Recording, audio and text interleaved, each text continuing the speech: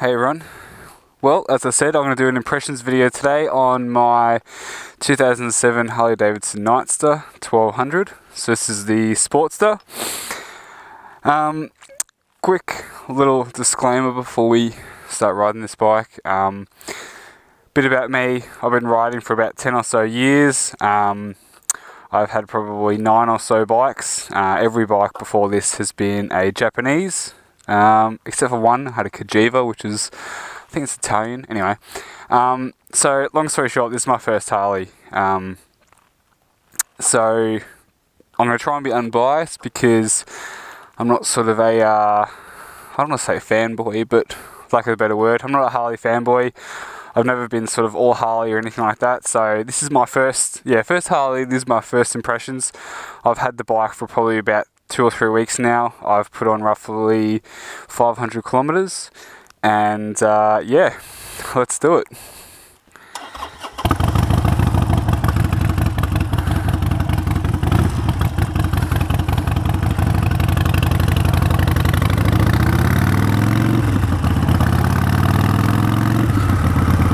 So straight away,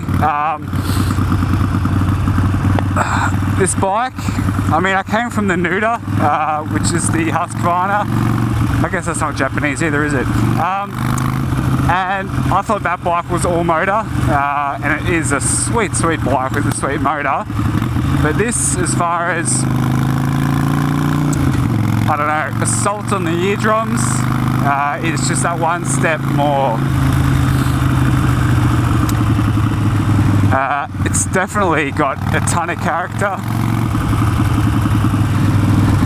and that's what I look for when I buy a bike. I want something that leaves an impression. I don't really care about going that quick these days as much as I used to. It's not really, probably not even in my top 3 things I look for in a bike, maybe not even top 5. I like a bike to have adequate power. This has got 1200 cc's. I don't know what the horsepower and stuff like that is. Not that this is really a horsepower type motor, it's more measured in torque, which in my opinion is a lot more usable. And it's got plenty of that. I mean, you know, you can get the Sportsters, the 883s are pretty much as small as they get until you get to the 500cc like learner Harleys. This has got heaps of power, tons of torque.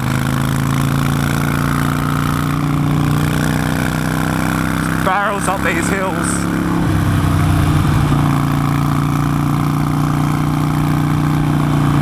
Beautiful day.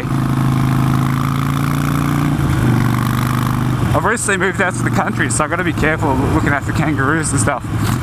But popping off. So modifications done to this bike. It's got a bunch of, you know, Harley knickknacks. It's covered in skulls and shit, which I don't dislike it. I wouldn't have spent my money on it, but I don't mind them, like what I'm now, the filler tank and whatnot. But as far as performance modifications, it's got a Vance & Hines, I think they're called straight shots or somewhat short shots maybe, which sound awesome, but they are loud with a small amount of baffling. I think it's perfect actually. I was riding with a mate the other day and he said it's actually less sort of intrusive than the Nuda was, which is interesting because on this bike right now with these pipes, you can definitely hear it, but it doesn't punch me in the head as much as the Nuda did. I think that's basically down to the angle of the pipes. These shoot out to the side and behind me, whereas the Nuda was angled up sort of at the back of your head, which really sort of smashed you in the eardrums quite violently. Anyway, handling, man. Everyone says the Sportsters are like the little Harleys, you know, the ladies, you know, the women's Harley and all that sort of shit, and it's not a man's Harley and fucking all that shit. Sorry about my language. But I would not want a Harley bigger than this, and not because this is powerful, because it's not. I've had much more powerful bikes than this. But just the turning. These are the Sportsters. So, whoops. These are the sporty range of Harleys. I couldn't imagine what a non-sporty Harley would be like, because I already scraped the exhaust multiple times in my first ride. I was sort of looking for the limit and I found it. I didn't realise that limit was going to be the exhaust. I thought it would be the pegs, the footrest, but it's not. But yeah, so as far as handling goes, from someone as myself who's not, not a previous Harley, look at that, who's not a Harley rider previously, man, there are limitations on what this thing can do, and I knew that coming into it, but even more so, I thought it would handle still a bit better. I'm not overly disappointed with that, but I mean, I always thought, maybe I want to get a bigger Harley in the future. Nah, fuck that. I couldn't go any slower around corners than I do with this thing. That would just kill it for me. So you can keep your man-sized Harleys, because they be shit. Like right there, I'm afraid even scraping it there. And I wouldn't even consider that a sharp corner. And I'm not going fast. Well, not by performance bike standards, maybe by Harley standards. Suspension of this thing is stock, and I think the front is too soft, because when I jump on it, the front sags quite a bit, just with my body weight. I only weigh, I think, like 85 kilos, whatever that is in pounds. I'm 6 foot, or B-stick under 6 foot, average build. And yeah, the front sags a bit when I jump on it, more than I think is normal, and the rear just doesn't seem to have enough travel, or it just really kicks me in the ass. It's caught me out a few times where I've gone over a bump, and it's actually shot me in the air, like a few inches off the seat, which if you're not expecting, that'll scare the absolute shit out of you. Brakes, a lot better than what I expected. Everyone always gives shit about Harleys, they don't go, they don't stop, they don't steer. Well, this goes pretty well. It steers okay, but it stops a lot better than I thought it would. It's only got the single caliper on the front, which I'm always used to bikes with a twin discs at the front. So I was really expecting quite poor performance, but I'm surprised. Good initial bite, nice power. Obviously, if you're going to be hoofing it through the hills, this isn't a sports bike. It's a Sportster. It's a sporty Harley. That's kind of the same. It's like saying it's a fast, fat person. Like it's good for what it is, but it's still not sporty. So if you're hoofing through the hills pretty quick, you're gonna cook them, I imagine. But so you got to remember what it is at the same time. Don't scrape. So yeah, brakes pretty good. Oh.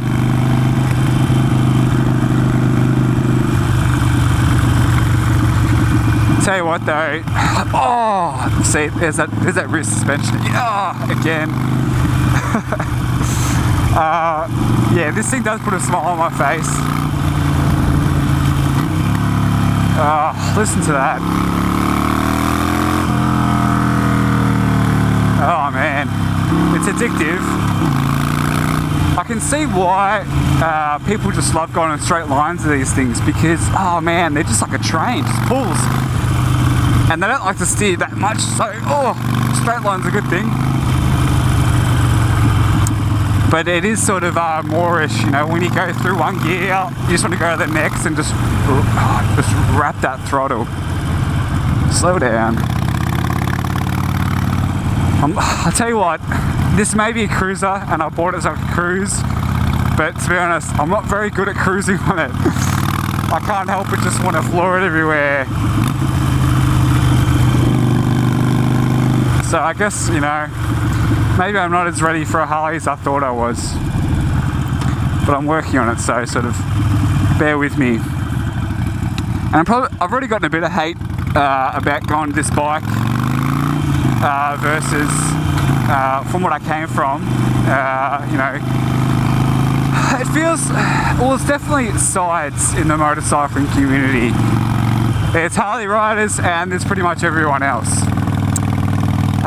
Typically, if you're a motorcyclist and you see another motorcyclist out, you give them a nod, g'day, that sort of thing.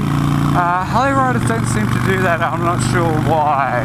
They seem to be, they do their, you know, Harley's owners groups, the hot groups, they do their group rides and rallies and stuff. But I'll be fucked if they want to nod to each other, because they don't. I thought now that I've got a Harley, I thought, oh yeah, I'm in the circle, here we go. I'm going to get a few nods from the old boys that never used to say g'day to me because I was on a sports bike. Nah, they didn't give me shit. I think it's hilarious. I make sure I go out of my way to say hello to my Japanese brethren and stuff like that, because we're all motorcyclists out here, we're all here to have a good time. And you know, I've still got a Japanese bike at home. I've still got the Honda Avia 400, and I'm not going to sell that because why would I? It's still a good bike. I guess my point is, I don't know why people feel like they need to pick sides, because you don't. You can enjoy them all, and you'd be better off for it. Hand controls, different. Harley different. It's got self-cancelling indicators, which is something that I've never even realised Harley's had, especially back, considering this is a 2007 model.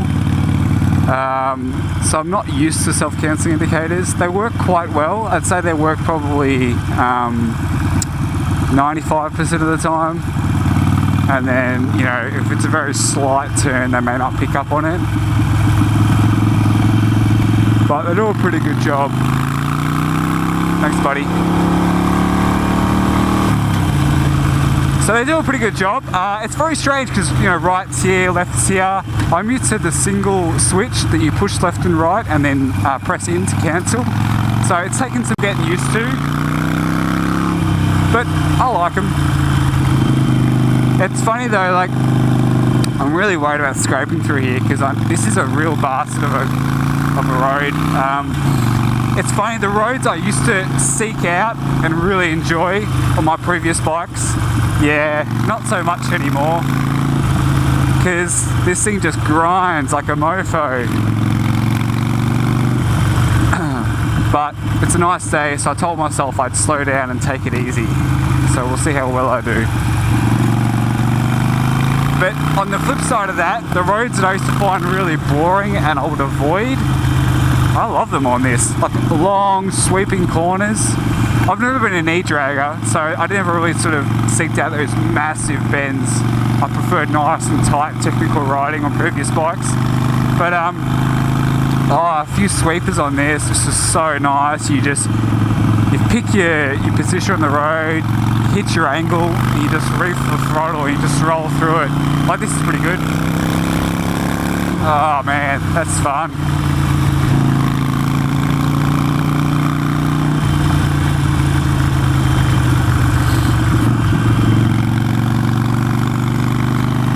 Also, modifications done to this bike. It's obviously got these ape hangers, or mini apes, I guess they might be called, because they're not full ridiculous ones.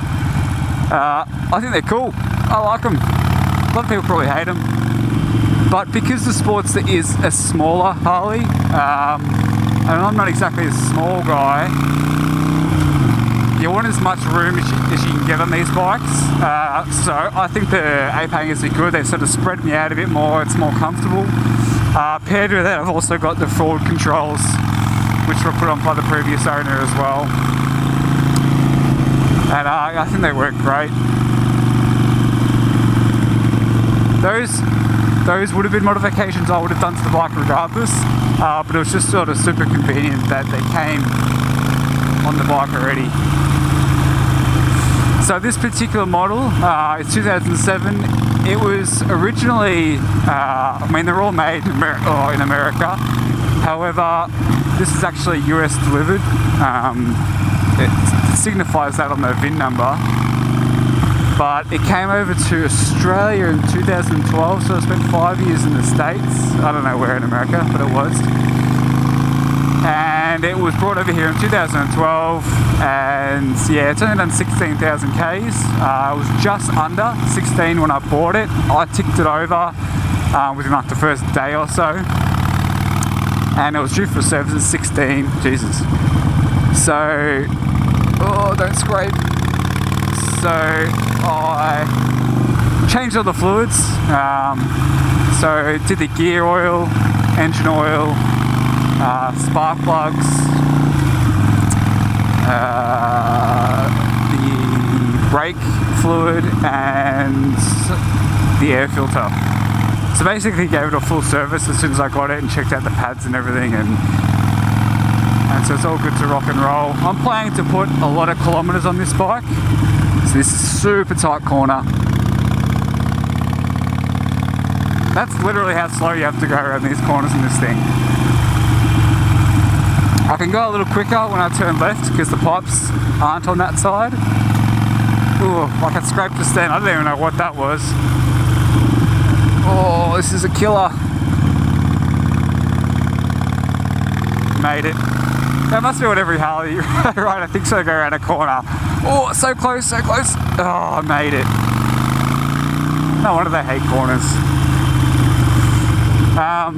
Yeah, I'm planning to put a lot of kilometers on this bike. I plan to have it for a long time, so yeah, 16,000 Ks is good. It's still plenty young for a motorcycle. Bikes go for ages if you look after them, and I plan to look after this one, and yeah, you know, I reckon I'll ease. If I look after it and whatnot, I don't see why I can't, you know, get up to 80,000 Ks in this thing over the years. One thing I'm very impressed with, the Harley, everything, well, I'd say almost everything, except for a few extreme examples, everything is made out of metal. And I can see now when, you know, if you're going to be a true believer Harley rider, you know, Jap crap and, you know, fall into that sort of mentality of thinking everything else is shit that's made of plastic, I can sort of understand where they come from now, because this is just like the extreme. Everything is heavy, everything is metal, which is why the bike weighs so goddamn much and they probably don't handle very well. It's because everything's so goddamn heavy duty. But it is cool, I like that. It has its place. And I rode the RVF the other day and it felt like, I don't know, this feels like a chopstick and that felt like a needle in comparison. Like, this is just a lot, well, it's probably a very poor example, but I think you understand what I mean. It felt a lot more delicate when I knew everything was sort of plasticky. But that's not to say it's a bad product, it's just different. And you got to appreciate things for what they are. Like this thing, you know, I got to worry about rust a lot more with this thing than I would with any other bike. Just because there is so much more metal that could be exposed, you know, with stone chips and whatnot, or things that lose their coatings.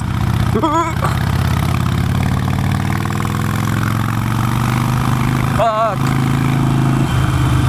Ass left the seat then. Another thing that I will say that Harley just does right is their spare parts and their accessories. It's so easy. You go in there, and because their models don't change a whole lot, like, yeah, this is a 2007 Sportster. So many of the parts on this bike are on current Sportsters now, and that's sort of like the benefit of buying a nostalgic bike that's based on, you know, historical models sort of thing. They don't change much, which is awesome for spare parts, and makes life a lot easier. I don't have to worry about just being phased out, you know, in a year or two. So that's super convenient. I've already bought a bunch of spares because some of this bike looks like it had been put together with stuff that had been run from the hardware store, so I was sort of working to get that back to original, and that's worked out great. Getting all those parts in was not too expensive. I was really worried. I thought, oh, here we go, Harley spares. And look, there are like bolts you can buy that are $30 because, you know, they have the HD logo and chrome this and blah blah blah blah. But on the most part, unless you're looking to go, you know, full pimpy ride style, parts are, you know, they're justifiably priced, and that's a good thing. They don't abuse you for investing in their brand, which is the way it should be. Gearing on this bike, It's only a 5-speed, which initially concerned me because I've had 6-speed bikes, I don't know, going on a long time now. So 5-speed was definitely sort of a step back, or so I thought. Whoa, just chug out of that corner. So 5-speed, yeah, I was a little worried at first, but the last couple of gears on this thing are really tall. I don't even use 5th unless I'm on 100k plus like freeway, where I know I'm just going to be chugging along for ages. Mountain like roads, you know, country roads at 80 clicks, I just stick it in 4th. The motor's a lot happier with its RPM at that point. Like now, I think I'm in 4th, yeah. I'm just in 4th now, 80 Ks, just blipping along, no worries. If I kick it up to 5th, it drops significantly and it shakes the absolute shit out of you. If I keep this in 5th and I'm just cruising at 80, like my ass goes numb from all the vibrations. Like, it's not a good feeling. And I can't imagine it's good for the bike either. You hear about these things sort of rattling themselves to deaths. Yep, I believe it. Based on that. So I've made sure with everything I've put on this bike, it's gotten a little double Loctite. Because yeah, these things would just kill themselves, I reckon, if they were driven sort of mercilessly. So this is more the kind of roads that this bike is good at. They say that the Sportster range are, you know, bar hopping bikes. Yeah, I guess so. But they can also do this very easily. I was also looking at the 72 and so the Harley Davidson Sportster 72 and 48. But I chose this one pretty much because I wanted the larger tank. I think this holds about a gallon more than the other bikes, which have the smaller peanut tanks, which look awesome, but yeah, mileage isn't their strong suit. And I think this holds about 13 or so litres, and that's cool. I fill up probably every 250 k's or so. I don't do massive road trips when I ride. I'll probably only ride like, you know, 4 or 5 hours at a time, and usually by the time I've run out of petrol, I'm happy to stretch the legs anyway, or it ties in nicely with grabbing lunch or something, so that doesn't bother me too much. It could be a hindrance for someone who does long rides with people with larger tanks. Yeah, not much you can do about that really. I think this is a great bike. I think it does a lot of things well. I'm pretty happy with that. That's the first time I've gone through that series of roads without scraping. It's kind of like those work safe billboards, you know, days without incident, well, days without scrape, what?